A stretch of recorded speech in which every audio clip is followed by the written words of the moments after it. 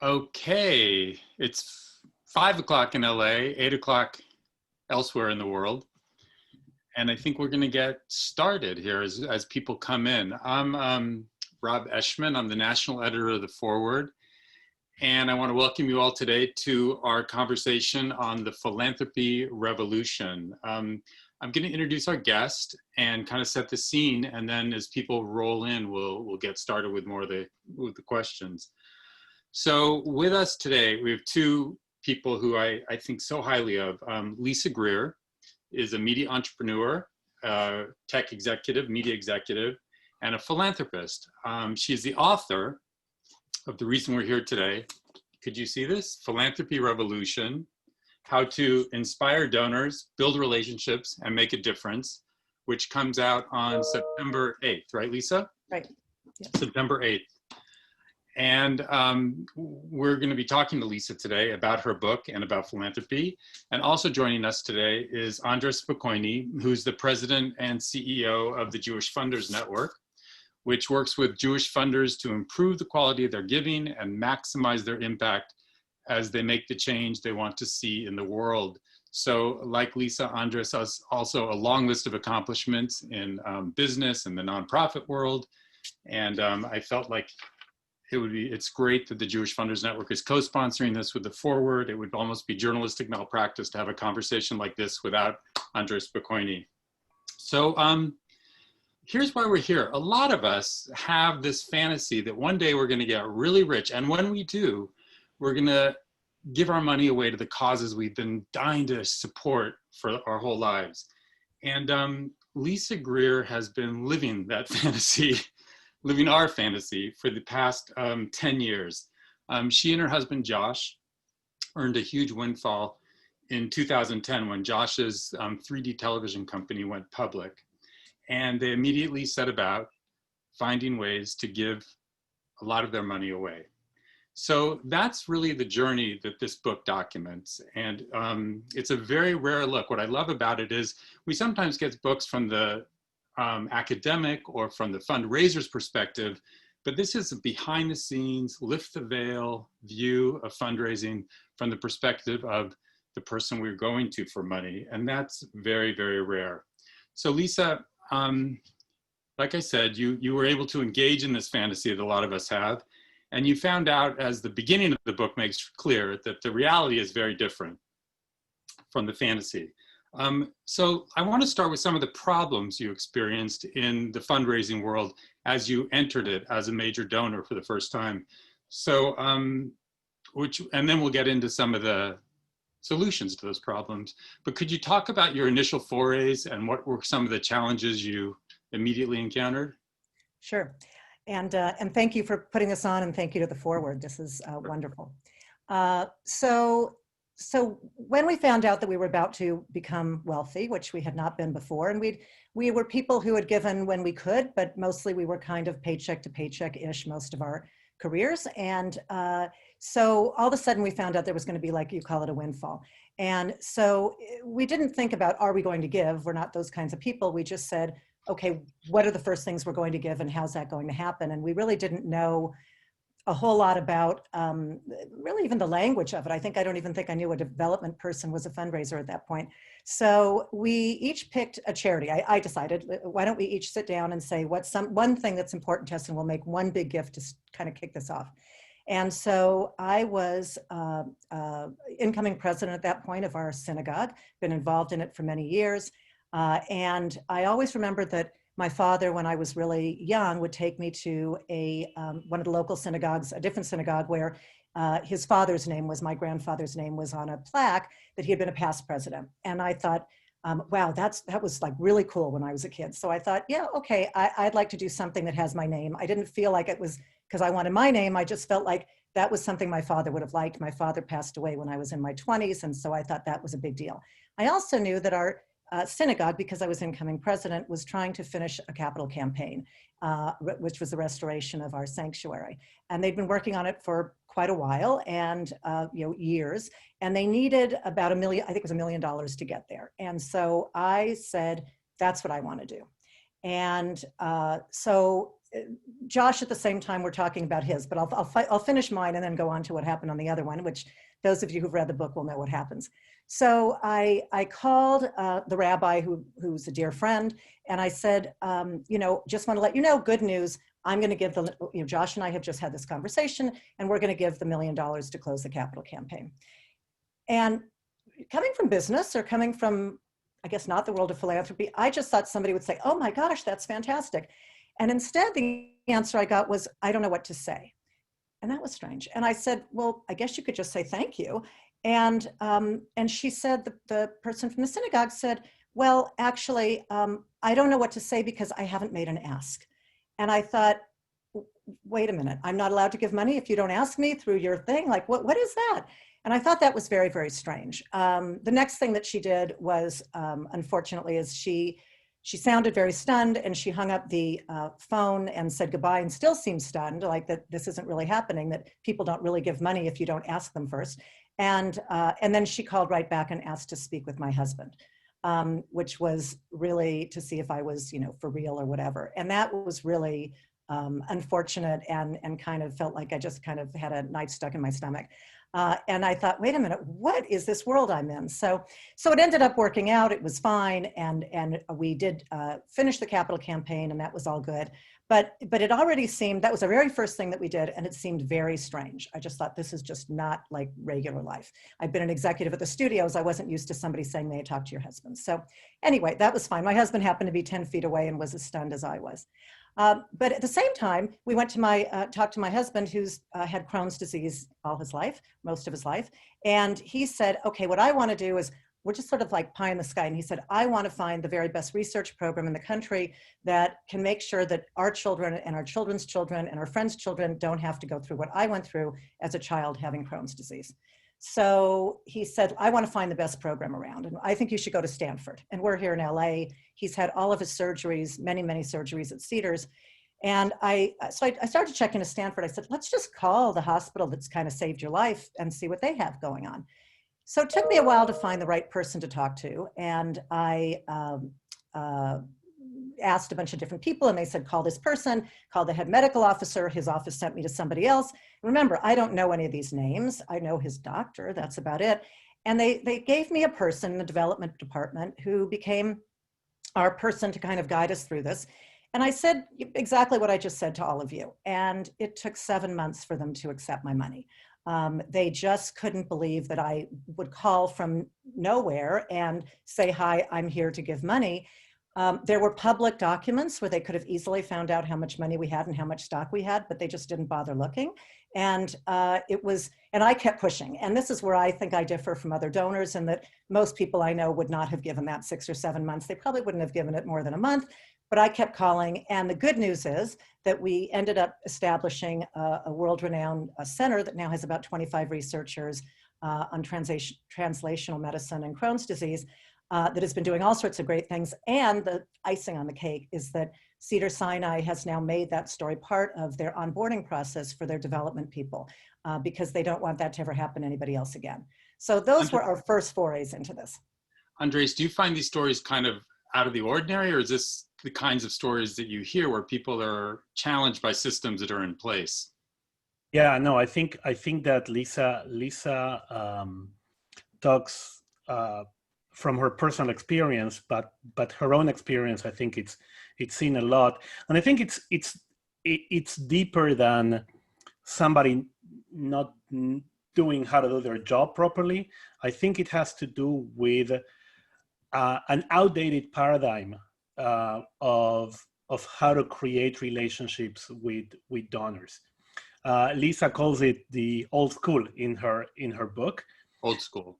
Old school, and I think it doesn't work in most cases. People will just walk away. I think that we're going to talk about this over the course of this conversation. I mean, it's both sides, right? The funders and the donors sometimes contribute to a dysfunctional communication between the organization and the donor. But I think that the organizations need to realize that the main way in which philanthropy was seen has shifted. In the past, an organization would have a plan, a project, and it would look at donors as a resource to realize their vision, their mission. Today, that dynamic has inverted. The donors have a goal, a vision. In the case of Lisa, was to do something in the synagogue, or Josh doing something for Crohn's. And the donors will shop around to see who better articulates for them the value that they're looking for. So in the past, that didn't happen. In the past, you would give to whoever you give every year. You had a quote unquote loyalty to a certain organization. The donor didn't have that agency that they have today.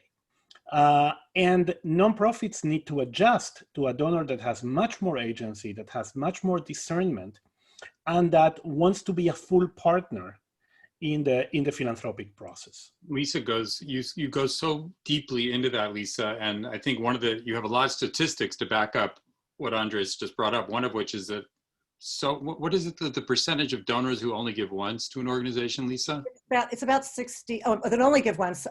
It's about, it's a little less than 40%, depending on the year. So, continuing on this, when you made this foray, and you have another story about having given $50,000 to an organization, and then you go to the dinner, and then what happens at the dinner? I think this is a story worth repeating. Yeah, okay, that is. Actually, let me just clarify what I was just saying. So 60% of donors who give a first time don't give a second time on a continual basis. It's year after year for a couple of decades, that's been the number. So 40% will give a second time. So just wanted to clarify. Yeah, we were at a large Jewish institutional dinner, a federation dinner, and it was our first one. And I was super impressed because I hadn't grown up to be a federation person. A lot of this is because we weren't on what I call the list. So people didn't know us as longtime donors, therefore we were invisible. And I think that on its own is a huge piece of the problem. So I got a call saying that the head of the lay chair of the federation was going to be sitting at our table, and they want to make sure that we were coming, and that to let us know that. And I thought, oh my gosh, we're so special. All these people must have all this money. This is amazing. And I was very naive. And in the middle of the dinner, I think it was between dinner and dessert. I didn't even really notice it because I was so excited to be there, and it was kind of cool. And they gave us this folio that looked like one of those things that you put your check in, your bill at a restaurant, like a vinyl thing. And there was one for me, and there was one for Josh. And inside of it, it had it kind of looked like an old-fashioned bill that had been written on an old-fashioned typewriter. And we had given $25,000 to them early on. We were told that if you want to participate in the Jewish community, you must give money to Federation.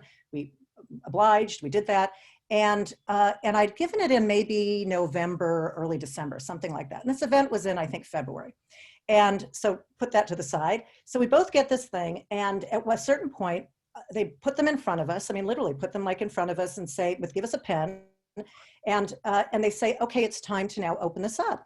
And I open up this folio thing, and there's nothing fancy about it. It looked like really like an old typewriter kind of deal. And in it, it said $25,000, and our name had Josh's name. And then they gave us a pen and said, okay, now you need to put a number that's larger than that underneath that. And I couldn't actually understand what they were. It just blew my mind. First of all, I just given them money 3 months before, so I didn't understand that. And I think at one point I said, wait a minute, I just gave in November or something. And they said, yes, but this is a new year. So this is your annual donation. Well, I never said anything about an annual donation. So I really didn't know what to do. Plus, they were separating my husband and I, and we were each supposed to do that now, which was very strange. So that was a rude awakening as well. It goes exactly to what Andre said, that they're used to dealing with a certain kind of donor who just gives out of loyalty to the institution.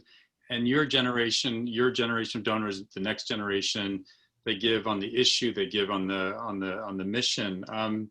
There were some other things. So once you give this money, you feel, as you describe it, you interview another donor who says you feel like you have a target on your back. Suddenly, the Greer name is out there. These people have money. They're giving money, and you get approached by just everybody. Everybody's hitting you up, and there's actually some pretty funny anecdotes about that in the book. And it seems like this is kind of a litany of what Andres is calling the old school approach, where, as you said, let's see, people don't know what you're interested in. They just approach you about any old thing and just say, give us money. Without, they don't Google you. They do these emergency asks. You're bombarded over and over and over. And these are all kind of the old way of doing things that made your life pretty miserable as somebody who's willing to give, right? Yeah, part of it was fascinating because I just couldn't believe my eyes. There was all this money in this and all of this expertise, and yet this was going on everywhere. I mean, every day I had some crazy email written in 5 different colors and 3 different fonts, or saying "Dear Joe," but it was addressed to me because they either cut and pasted things, and people on the phone saying, "Hi, I'm from XYZ organization. Leave me a voice message saying, please call me back, basically so you can give money to my organization," without telling me anything about it. I just thought all of it was extremely strange. So it was, but it was just an interesting time. Yeah. Can I jump in for a second? Sure. Here? I mean, I think just to give some texture to what Lisa said and what you, Rob, are saying about loyalty, we surveyed our members, the JFN members. Only 14%, 1/4 of them, give out of a sense of obligation or loyalty to an organization. 72% give because they're looking to have a specific impact. Now, that should inform the entire philanthropic process here. I mean, don't come and ask me for things that are not for me, because I'm looking for a specific impact, and you should know what impact I'm looking for. Now, having said that, this type of intelligence work, of relationship building, costs money and needs training. And it's the type of money that we funders don't want to give because it's what we call overhead, right? So if I told you, if I went to a donor and said, listen, my donors are having this type of experiences. It's the old school, it's not effective, they feel harassed. We need to change that. We need to retrain our people. Would you give me money for that? Well, no, because that's overhead. I don't want to give money for that. So in a way, the funders need to understand that there's a vicious circle here.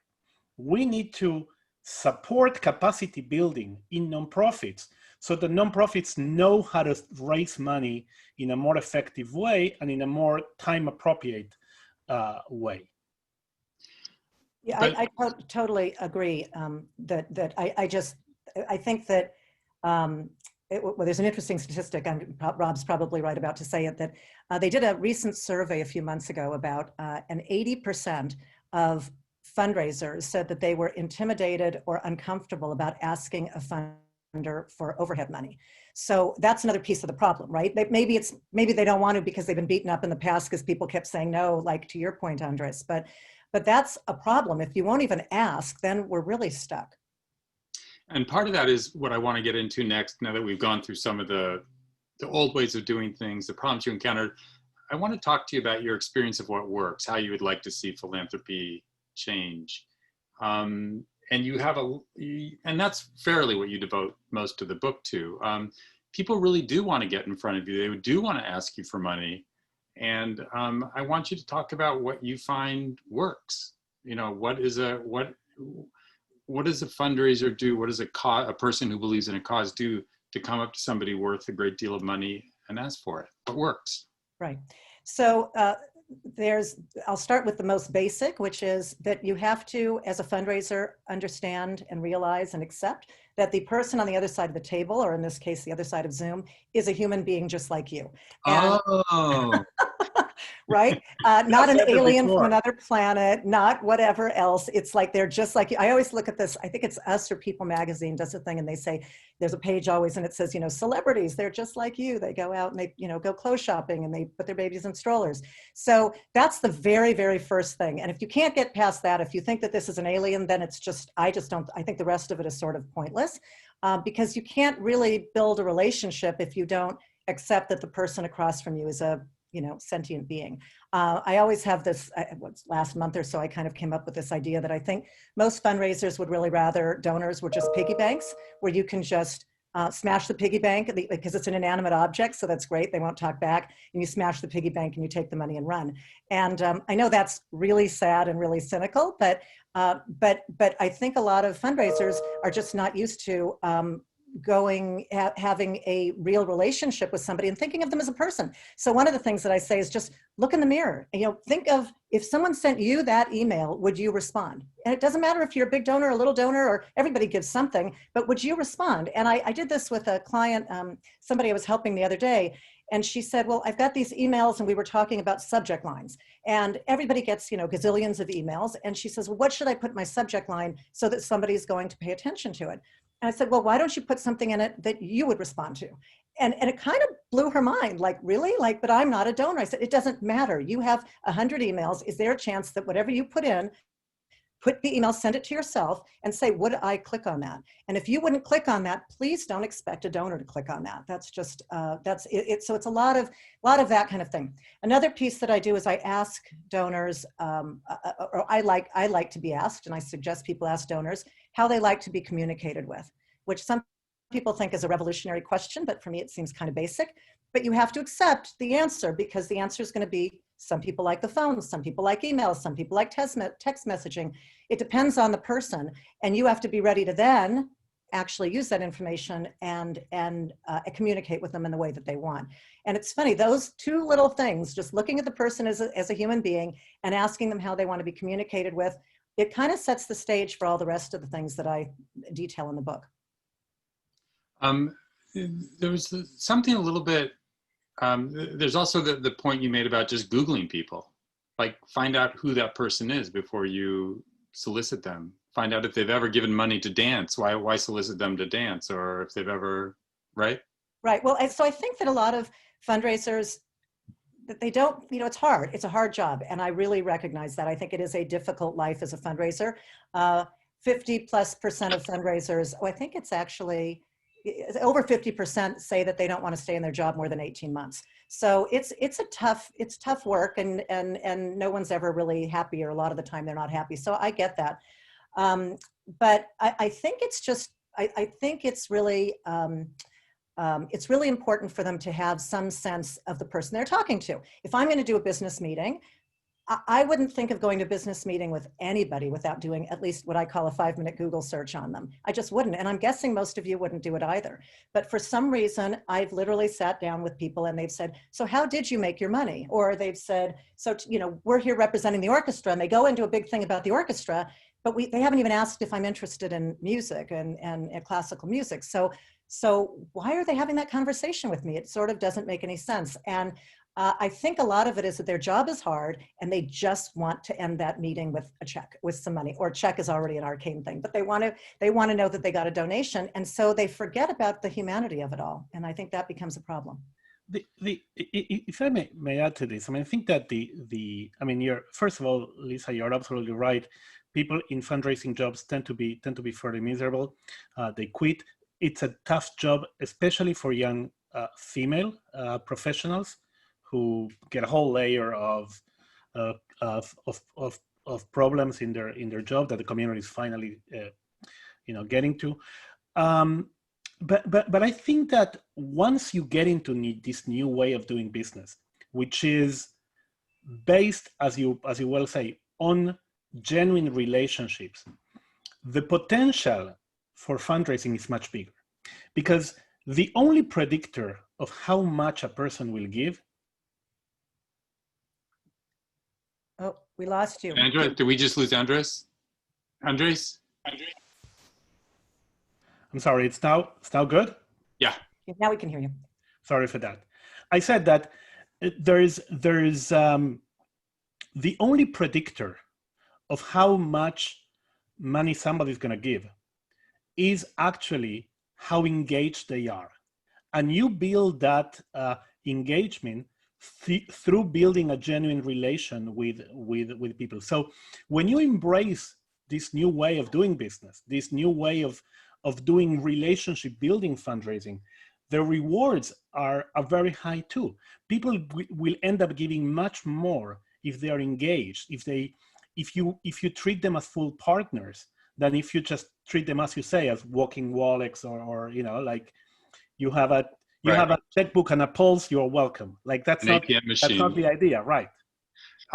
We actually have a very interesting chat from, I think, from David Lash, who used to run Beit Tzedek Legal Services in LA, if it's that David Lash, who said one of the reasons that the number is only 40% return to give again is because a lot of those givers give at an event where they know somebody, but they don't really believe in the cause.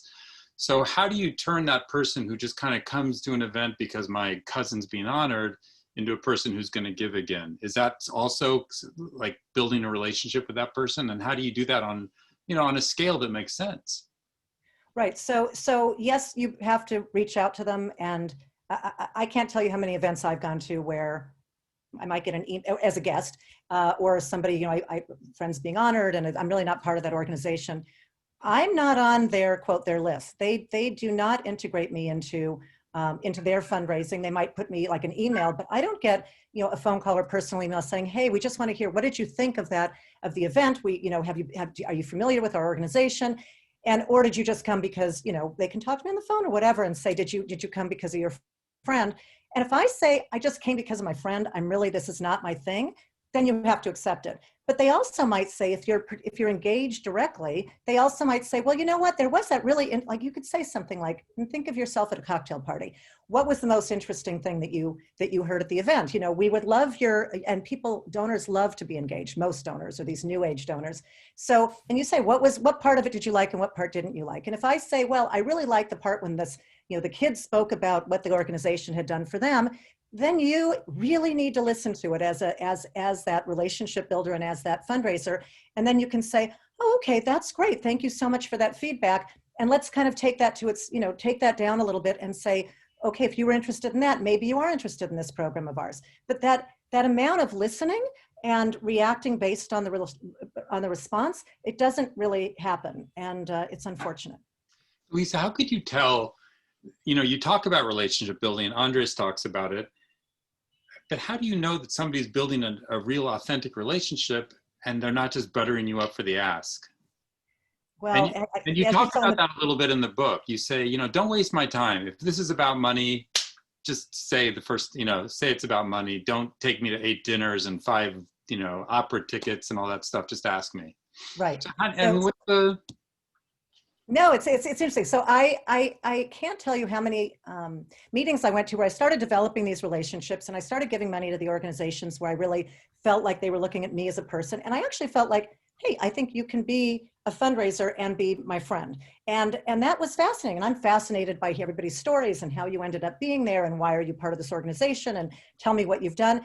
But I don't want to have this like brick wall between, because, oh no, you have to fit into the box of fundraiser. You can't fit into the box of volunteer or supporter or strategy helper or friend. You have to be just donor. And so that was really, really tough. And I had a couple of breakfasts and lunches, I remember, where I actually had one where at the end of it, I was probably an hour and a half. We had this lovely conversation. Was with a couple different people, and I paid the check, and I stood up to leave, and the person says, no, you need to sit down. I was like, what? And they said, you need to sit down. We need to talk to you about something. And then they had to make sure to, that they would try and pitch me for money. And that just made me feel like that was an hour and a half of my life I'll never get back. It felt like it was completely fake. And I actually got a little bit queasy. It was awful. So the way that I recommend doing it, it was actually created with me and my friend Daniel Sokatch, who many of you know, who said, okay, I don't want you to feel that way at these meetings. And I want you to understand some of the meetings are because you're a board member, and some of the meetings because you're a friend, and some of the meetings will be because we want money from you. But I will tell you when we schedule the meeting, not even that day, but when we schedule the meeting, which one it is, so that you know, and I will never do the other thing. And obviously you can ask me for money and be a friend, but not the other way. And that was just a breath of fresh air for me. But most people, I'll even say, I'm not prepared to give to you. I just want to know about your organization. And because of the way I think they're taught, which is what I'm trying to change, they can't help themselves. They can't leave the table without asking you for money. And in a very kind of, like, a lot of them are uncomfortable actually talking about money, which I'm sure Andres will want to talk about a little bit. They aren't comfortable period talking about money. And so it becomes this very Fundraisers are uncomfortable talking about money. fundraisers. Yeah. Like that dollar thing. It's like a big kind of drum roll and we've got to be ready and do it. Yeah. It's a big issue because, and there was one of the questions about the human connection piece, and human connection is always hard when there is a power differential, and there is a power differential between a donor and somebody who's asking for the money. I have something and you're asking for it, and not only that, you know, the nonprofit, they may be not very professional in the way they do the ask in some cases, but they're doing good work, and there are people, and you as somebody that works for a nonprofit, you feel that there are people's lives on the line. You know, you run a human services organization. That gift is going to help you literally put food on people's tables. So you are stressed, you need that money, and you're overworked, and you don't have time, and you don't have the time to build those genuine relations with a lot of people. So what ends up having is that you focus on the higher giver, because then you get more return, and then creates a whole series of issues. But I think that one of the things that funders need to realize is that there is a power differential, and that this idea of creating a friendship in those terms is complicated. Now, it's, you know, and Lisa has a chapter that says it's complicated, because it is complicated. And I think we have to talk about it. We have to say, yes, there is a power differential. Let's put it out there, and let's be open about it. And the other thing that I would say is that, listen, talking about money is not easy inside a family. You know, I deal with a lot of intergenerational families that, you know, do philanthropy. They have trouble, you know, agreeing on a strategic philanthropy because they can't agree on how to talk about the money they have. You know, so it's never easy, but it's more complicated when that power differential is there, but it's the elephant in the room and it's unspoken. And there the funder has the onus to sort of lower that power differential and really treat the nonprofit as a partner and not as a beggar, right? It's both. But it seems to work both ways. Lisa, you mentioned Danny Sokach, which I really liked how he handled that. You also talk about David Levinson, which I thought was a very interesting approach, which seems to like a very contemporary approach where he would sit down with you. And why don't you describe his approach? Yeah. So after we did the two big major gifts, we then said, okay, we want to go to the next layer and see, you know, how do we want to kind of organize our philanthropy, at least for the first year. And so and a couple of people had suggested that. We talked to some foundation people and they had suggestions. We said, fine. So I decided I wanted to give locally to my local community. I wanted to give something internationally. I wanted to do something with Israel. I wanted to do something in the Jewish community. And I think I wanted to do something with healthcare and Crohn's, and we had a daughter with cancer, so I think it was a cancer thing too. So those were our areas. And I said that will help us to kind of hone in a little bit into those. And it was, oh gosh, ask me your question again, I'm sorry. Rob? Oh, yeah, I was, my question. Oh, that David Levinson, I'm sorry. Yeah, David Levinson, right. So we said to David, so this was about 10 years ago. Food had been an issue, food security. And so I called, I don't even know how I knew him. I called a few people and I said, who do I talk to who feeds people in LA? And so David Levinson came over, who used to be a screenwriter, and because of a Mitzvah Day project many years ago, I think a couple decades ago, started running something called Big Sunday.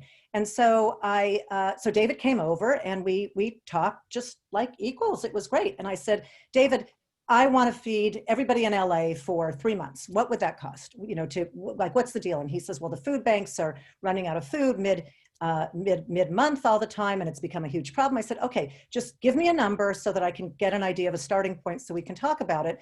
So he says, okay, fine, I will. And he leaves. And about 2 weeks later, he calls me, says, I have your information. And I said, great. So I'm very excited. I'm going to now be able to feed everybody in LA who needs food for 3 months. I thought, this is awesome. And he comes in and I said, okay, so what's the number? And he said, I'm not going to tell you. And I said, what do you mean you're not going to tell me? And I wasn't angry. I was just surprised. And he said, because that's not sustainable. And I don't think that's a wise thing for you to do. I want to create an ongoing program that's sustainable, that continues to feed people long-term. And we've had this program now for about 8 years called the End of the Month Club. So that refills food banks. And that was awesome because we were equals. We were a partnership. We were trying to solve something. He was solving it on one end. I was trying to help solve it on the other. And it just worked beautifully. And I had such a good feeling that I've continued to donate to them, even for other things that they do. And I just thought it was great. Instead of saying, what I can't stand is when a donor says, well, here's my pet thing. You need to go pretend that you're going to be doing that. So I've had that happen where an organization really doesn't do, whatever it is, ABC, doesn't do the, whatever, XYZ program. And so the donor goes to the organization and says, well, I'm not sure about the things that you're doing, but I want you to create the XYZ program for me because of my money. And that just drives me up a wall, because that is taking them away from their mission. It's having them do all this extra work that they don't need to have.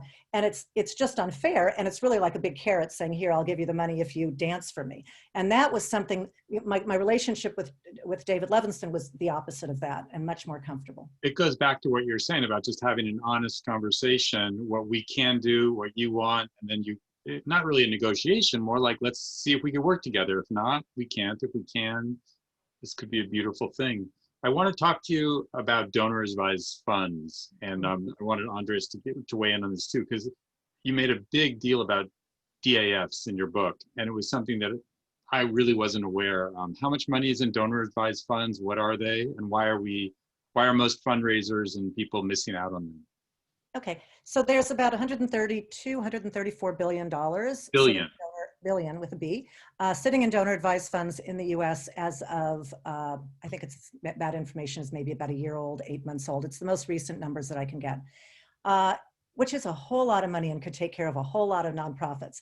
And so when I started, I was told by Adlai Wertman, who some of you might know, who was on the board of the Jewish Community Foundation. And I was told that you can make your giving easier by doing this donor advised fund. I didn't know what it was.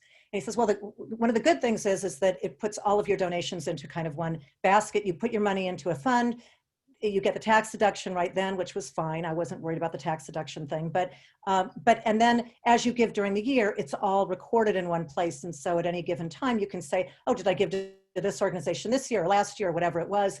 And actually you can do it from your phone, and it's super, super easy.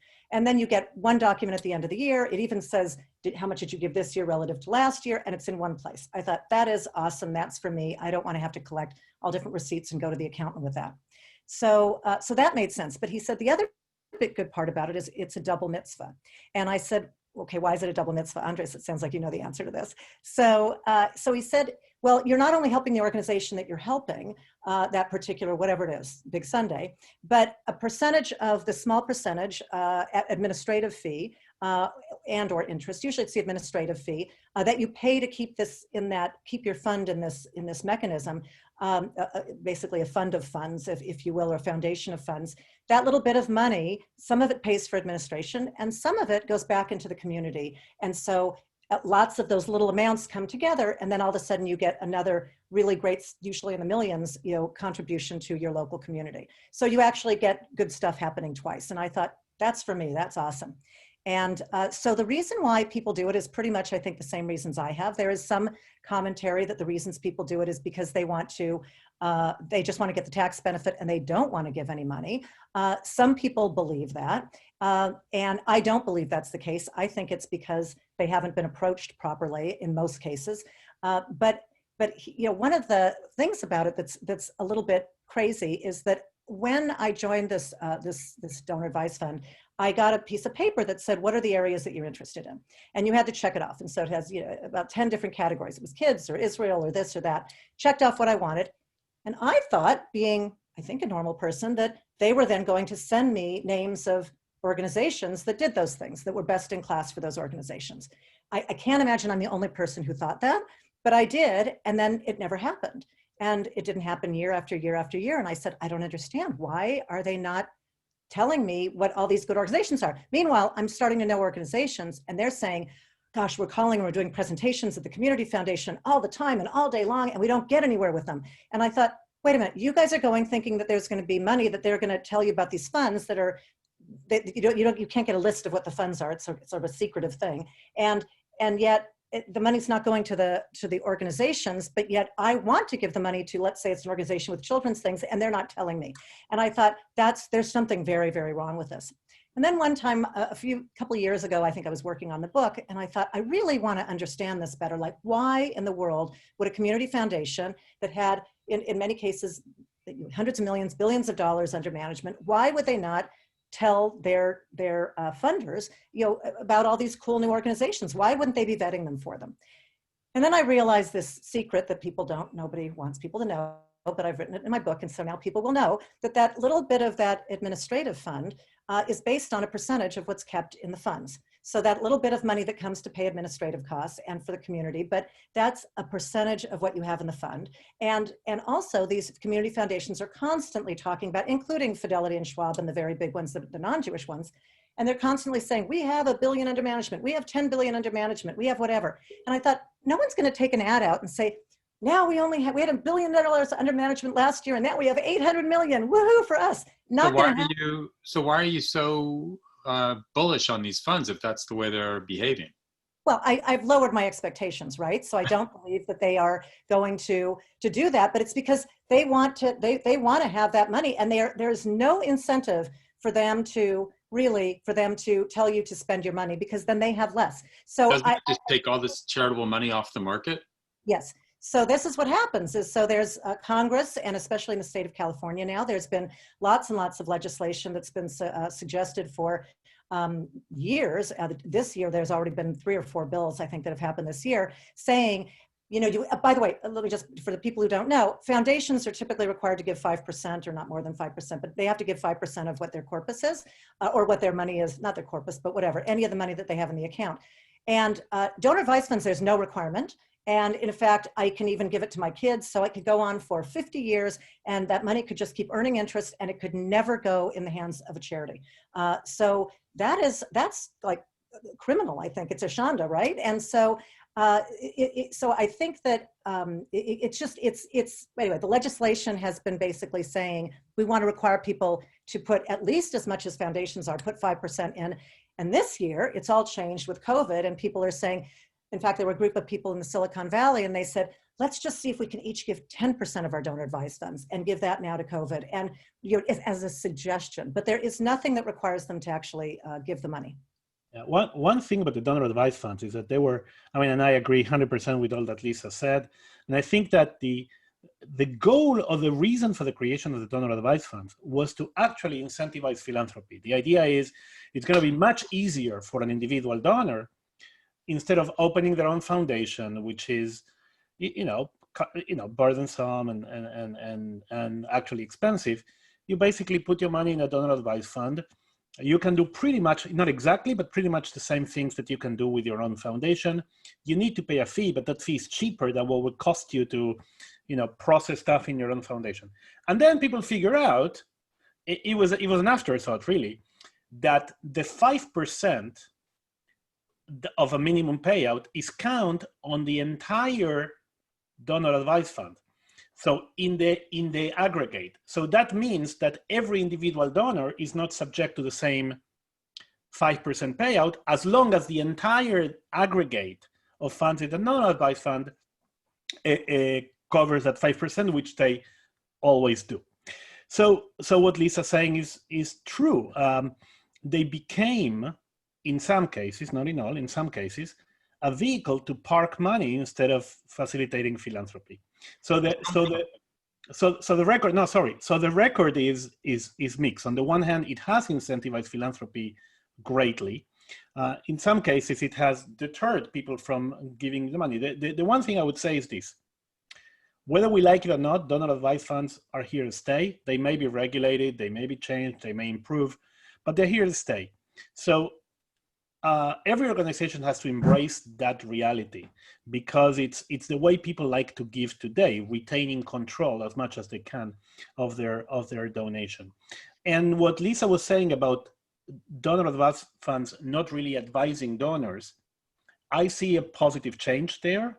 For example, we at the Jewish Funders Network are being approached by many donor advised funds who tell us, help us create an offer of programs that educate funders on how to give. We have done that with many Jewish community foundations, and the results are very good. So they are understanding that it's not only about the money they have under management, the assets they have under management, but the impact they have in the community. And that goes together with sort of embracing things like impact investing. For example, in San Francisco, they're very bullish in these new vehicles for giving. So it's not, it can be improved, but it's something that as a community we have to actually embrace. So if you're going to give advice to somebody who wants to raise money, how would you tell them? They have an organization, they have a cause. How would you tell them to take advantage of this $170 billion and don't? How do they access it? What do they do? Who do they call? Is that for me or Andres? For you, Lisa. Yeah, well, one of the things that is incredibly obvious, but nobody does, or very few people do it. There's an organization like Sharsheret is the first one that I've seen do this, this is so basic, but if you get a check, and they still send checks, if you get a check from a donor advised fund in your nonprofit to pay for something, maybe you want to record that that person has a donor advised fund. And maybe when you're sending out solicitations for an event or a fundraiser, maybe you want to have a section that says, it not just pay like by credit card, sometimes they say pay by check, sometimes those go away. But why don't you have a line there that says, if you'd like, we welcome your payments from donor advised funds, please do XYZ, please call this person, please send this email, whatever. But I have to say that 99% of the solicitations I have and the solicitations I do, online or offline, they don't have any way, it doesn't talk about it at all. And so I've got to then call the development office or send an email and say, hey, I have a donor advised fund. How do I do this? And this really became an issue when my kids decided, because I've opened donor advised funds for my children, starting when they were very young. We put $5,000 into each one. And I have this, I kind of made it up, but a few other people have done this, where I said, whatever you spend during the year, I'll refill in January. And if you don't spend it, then unfortunately people won't get the benefit of your money. And so I'm encouraging them that they get to do more if they do that. But my children, when they were young, they were like 6 or 7, and my twins, my younger ones, and they said, we want to give to something where we get something. And I said, oh, okay, you're 6 or 7, that's okay. So they one of them wanted to give to the World Wildlife Foundation or Federation, I forgot what it's called. And because their deal was, if you gave to these animals, if you gave to the Federation or Foundation, you would get these little stuffed animals, and you got to pick which stuffed animals you want. And they were going to, put in $1,000 and they get like 10 stuffed animals. And they thought that was the coolest thing ever. So that was fantastic, but you probably know what's coming. I wasn't able to get the stuffed animals if I had the money coming from a donor advised fund. And that was, they couldn't even deal with it. Even when I called them, it was like, no, that goes with, you put the money and then it goes into the form where you send the stuffed animal. And that was just crazy. So I am surprised with this money getting bigger and bigger and exponentially bigger in this pot, that every organization isn't saying, we welcome your donor advised fund, and here's, this is how you can have your check come to us. And a lot of them are still by checks, some are electronically, and then make a record of every single person if you know they have a donor advised fund. And by the way, everybody soliciting somebody can say, do you have a donor advised fund? There's nothing wrong with it. And if you educate yourself on it, you're actually giving them a gift in many cases by telling them what it is. A lot of wealthy people don't know what they are. And then you also have in your head and in your database, oh, this person has a donor advised fund, and they might know other people with donor advised funds. And that's the best way I can think of really getting there.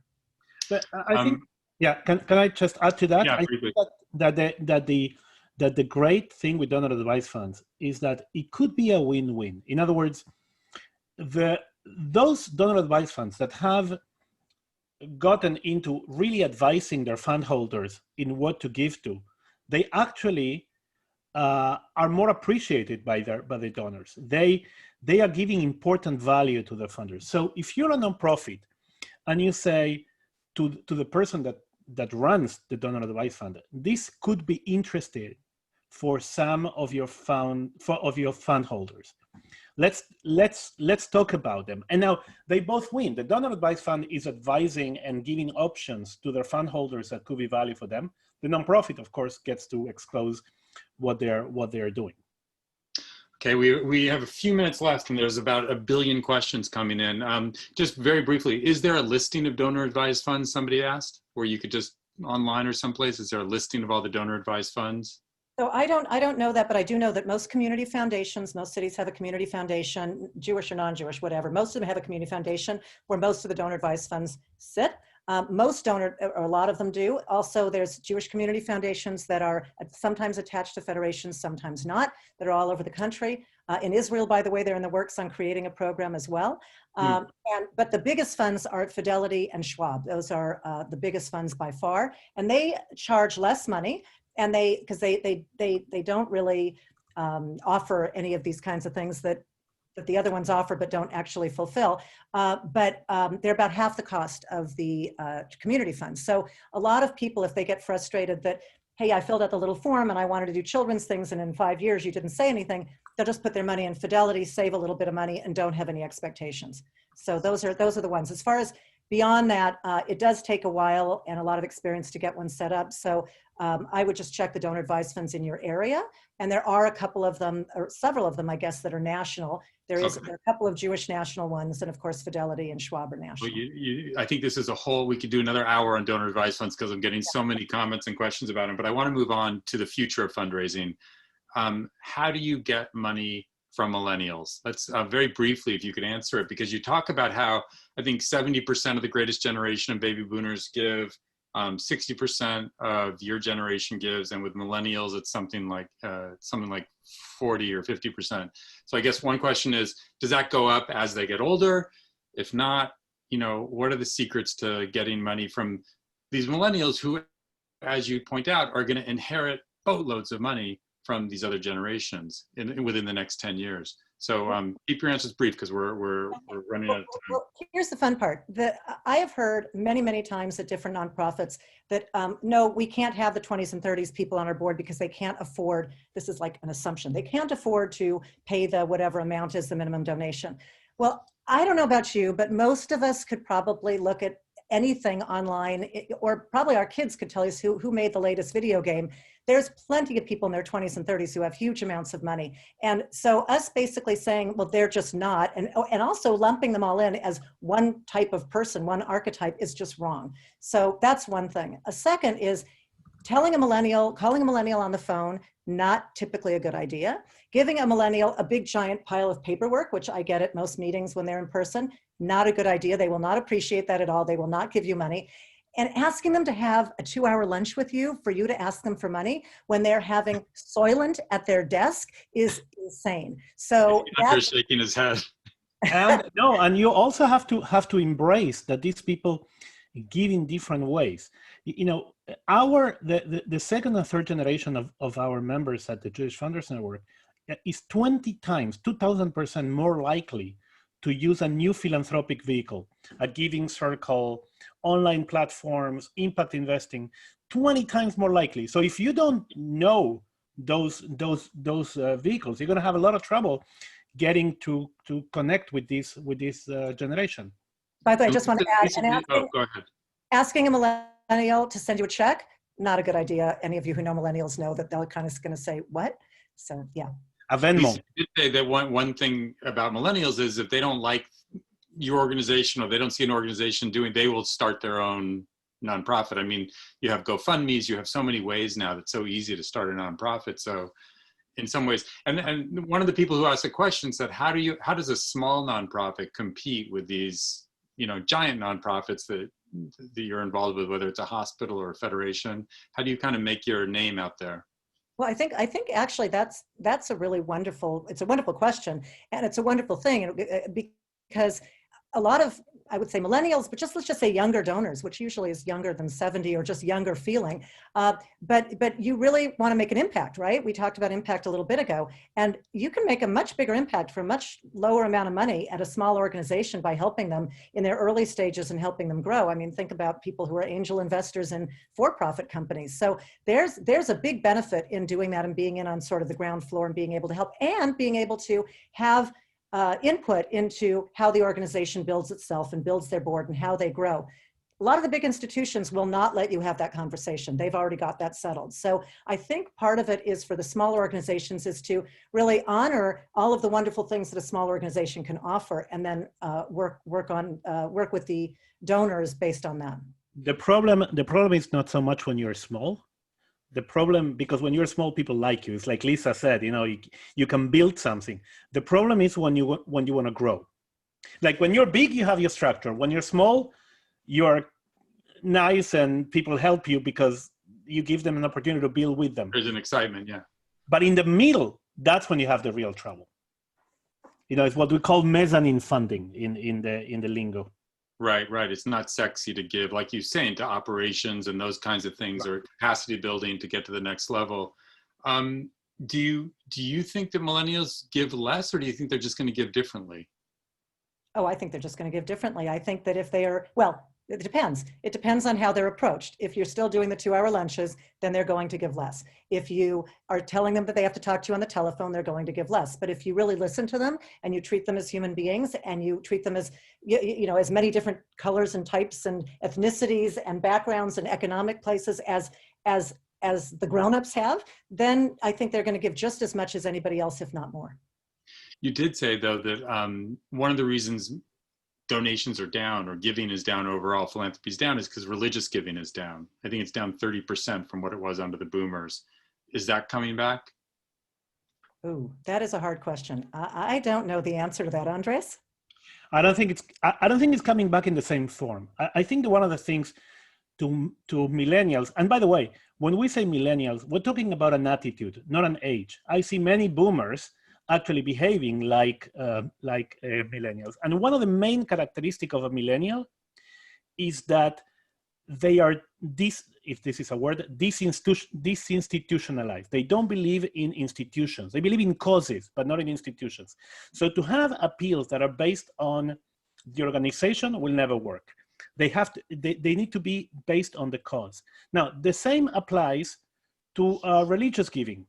It's not like, they can form their own organization because that's the way we build our own identity today. Self-built identities. It's self-built religious expression. So those organizations that are going to grow are those that allow people to sort of build their own religious experience and their own religious identity. Those that are trying to tell you this is what we're going to do and this is the money we need are going to retain a certain number of donors, but are not going to be successful with the younger generations. In some ways, it goes back to what Lisa was saying earlier about having that conversation about what the donor themselves want. Okay, so we have to wrap up, but Lisa, you wrote something that I thought it really just popped out. You said there is more than enough money to go around, especially if you get good at accessing it. Is that, I mean, that's a very optimistic look, that there's money out there. There's a lot of people asking, how do I attract money to my cause? I can't not strongly enough. So I'm just going to remind you of that number again. It was $154 billion is just in the donor advised funds, plus all the people that are keeping their money off the table, and plus all the people who really just aren't donating. And what makes me really concerned, and why one of the main reasons I wrote this book, is I'm very worried that if we don't start talking to all of those people, anybody, about what they can contribute and why this is such a fulfilling thing, because there's tons of research about how fulfilling it is. But if we don't start doing that, then people are, or if they have one bad experience where, you're working at Google and somebody says, I'm going to do a 2-hour lunch with you or whatever, or phone call, then they're just going to say, screw it. And they're going to leave the money to their cat. And I think cats are awesome, but I think that's really unfortunate. And we have to be very careful that every interaction we have with somebody who might, whether you're a board member or donor or nonprofit, we need to make sure that when we talk about the nonprofits that we love, that we're being really looking at everybody who we meet as somebody who potentially could have an impact on that organization. You have no idea. If somebody like me, if I wasn't on the list, so if somebody came to me 15 years ago, they would have written me off that this person doesn't have enough money. But if they'd had a relationship with me when that happened for us and we had our liquidation event, we would have been right there writing a quote check, basically, or sending them money. And people, we need to be more forward thinking and more long-term about that. Beautiful. And one thing that really comes through in the book is how much you and Josh and your family get out of giving, and how fulfilling that is for you, and how important it is, the changes you've made in the world through it. So that does come, that comes through loud and clear. So I wanted to thank you, Lisa. This is fascinating. There's a ton of questions we didn't get to from the viewers. About 1,000 pages of my questions I didn't get to. We'll talk more. Andres, thank you very much. And thanks to Jewish Funders Network. I want to thank Scott Casper at Jewish Funders Network, Lisa Lepson, Gabby Brooks, and Dina Cooperman at the Forward for organizing this. And I want to thank you all for participating. Go on forward.com, read it, subscribe to the newsletter, subscribe to the Forward, and we'll see you for our next event. Thank you. Thank you. You.